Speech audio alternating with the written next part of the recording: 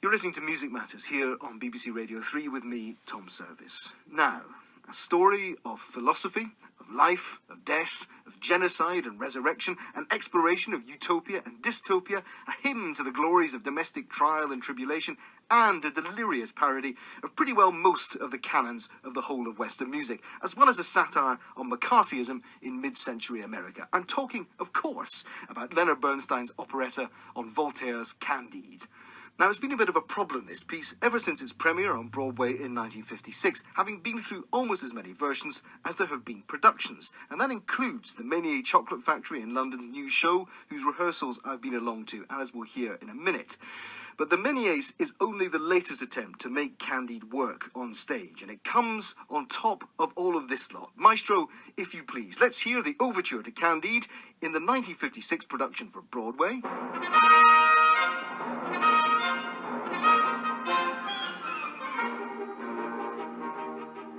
In 1974, in a one-act version for 13 musicians.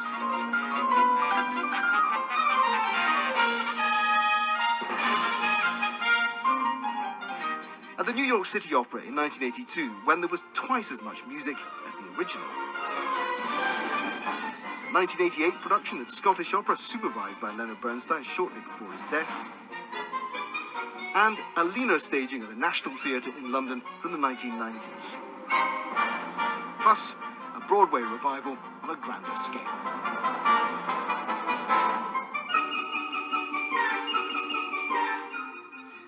All that and more. So why all these different ideas about what Candide should be?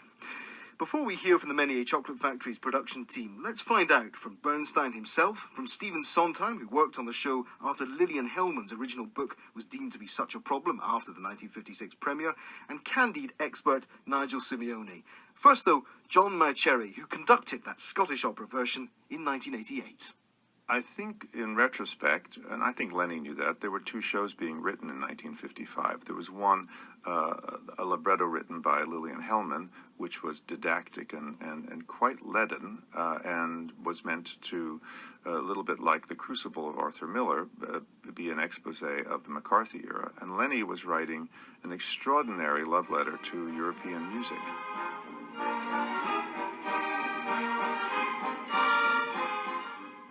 An American's Valentine to Europe. I don't know, do you send Valentines? Yes, oh yes. Yes, then you know what I'm talking about. And it is, of course, a pastiche. Of course it's eclectic. That's the whole point of it. I mean, that opening number is a kind of salute to everything I love in Gilbert and Sullivan, in Offenbach, in Bellini even. The formality of which we take advantage in introducing the number, for example, the absolute Q-ishness of it. Dr. Pangloss says this is the best of all lands and the best of all possible worlds. Q music. Let us review lesson 11. Paragraph 2, axiom 7. What's what? Dismisses the rest of all possible worlds. What finds that this is the best of all possible worlds? I really believe the failure of Candide in 1956 was entirely a matter of the people who put it together. It just was not a satisfactory show. Because I love the elements. I'm one of the few people who loves Lillian's book. I thought Lillian's book was wonderful. It just didn't belong with that score. And I love the score, but it didn't belong with that book. And I thought the direction was dazzling and sumptuous, and it didn't belong with either the book or the score. And that's what was wrong with it, I think.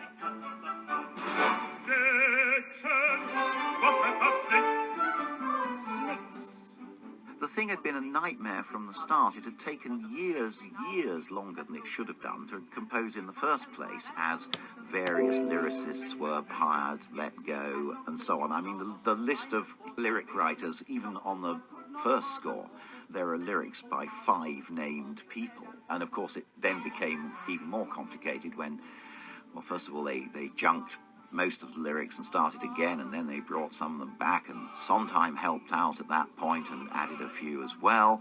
The thing has always been a big problem child.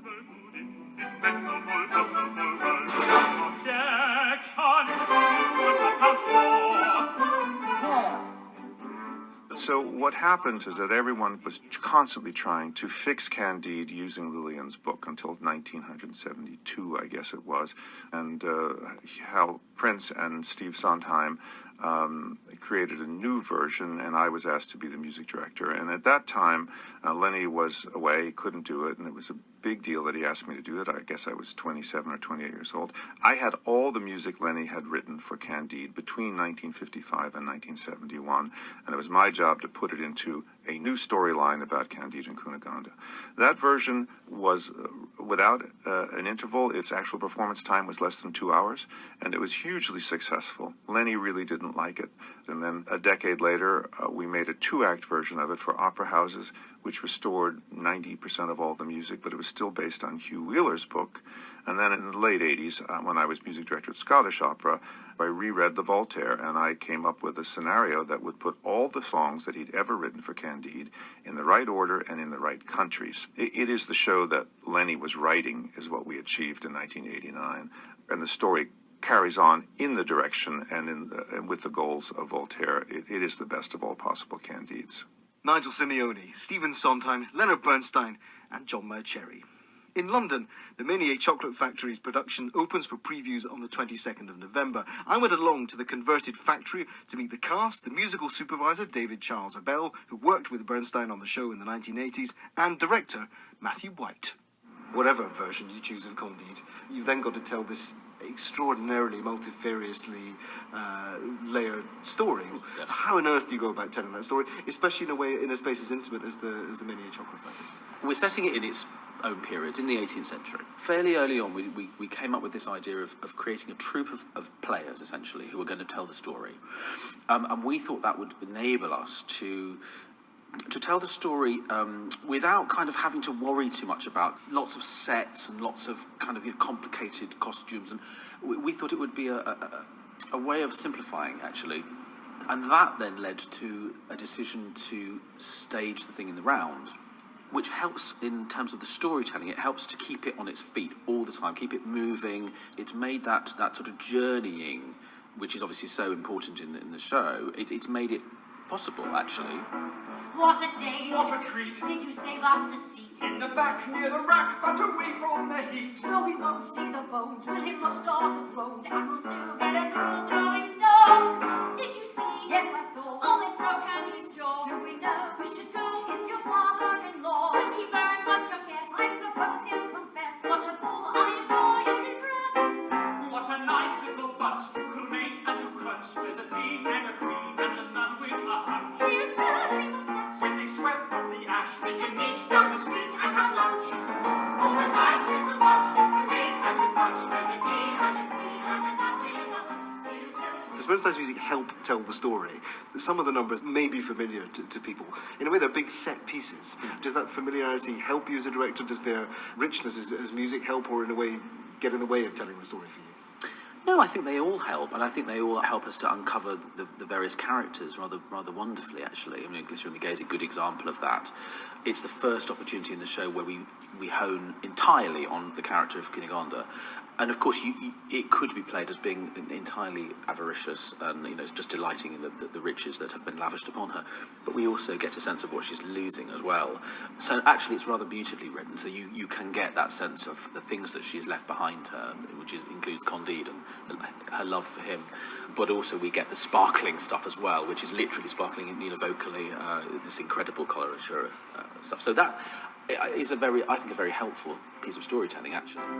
And yet, of course, these trinkets are endearing. I'm oh so glad my sapphire is a star. I'm rather like a 20-carat earring. If I'm not pure, at least my jewels are. Enough.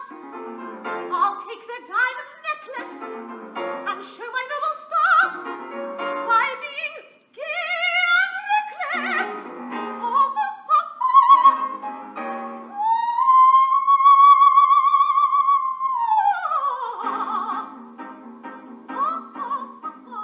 Glitter and Be Gay, sung in rehearsal by Scarlett Strallen. I caught up with Scarlett and frafee, who sings the title role, Candide.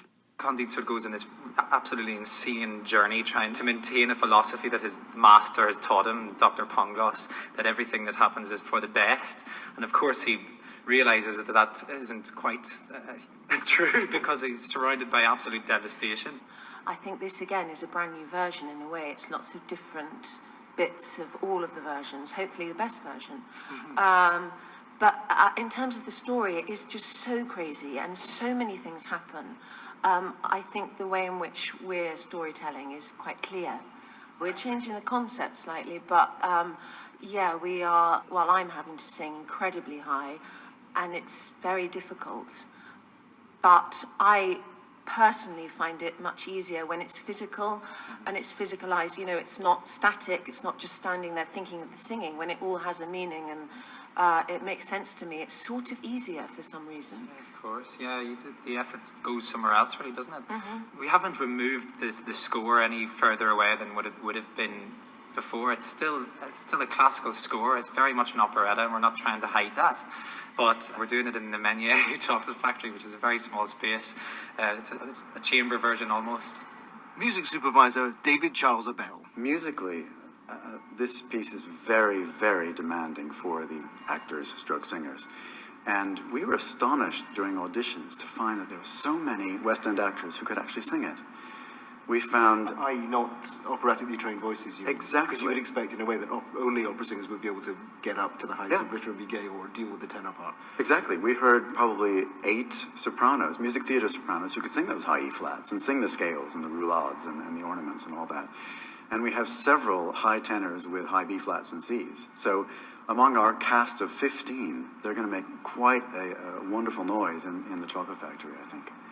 But that says something about the way that music theatre has changed, maybe. The fact that you can find those voices there, as opposed to having to think, as Bernstein himself often had to do, well, I've got to cast opera stars for these parts or opera voices because they're the only ones who are going to be able to do it.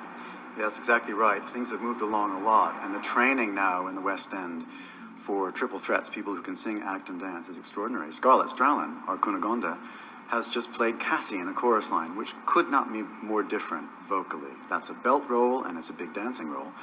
And now she's singing the high E flats. And as she says, she had to live like a nun for that show in order to do all those performances. She's going to have to live like a nun for this one. Glowing logs, Faithful servants, faithful dogs, enjoying high life, all bubbly pink champagne and gold. we'll lead a rustic and a shy life, feeding the pigs and sweetly... Scarlett, Strallen and Frafee in rehearsal. The Menier Chocolate Factory's production of Bernstein's Candide previews from the 22nd of November, opens on the 3rd of December and runs until the 22nd of February.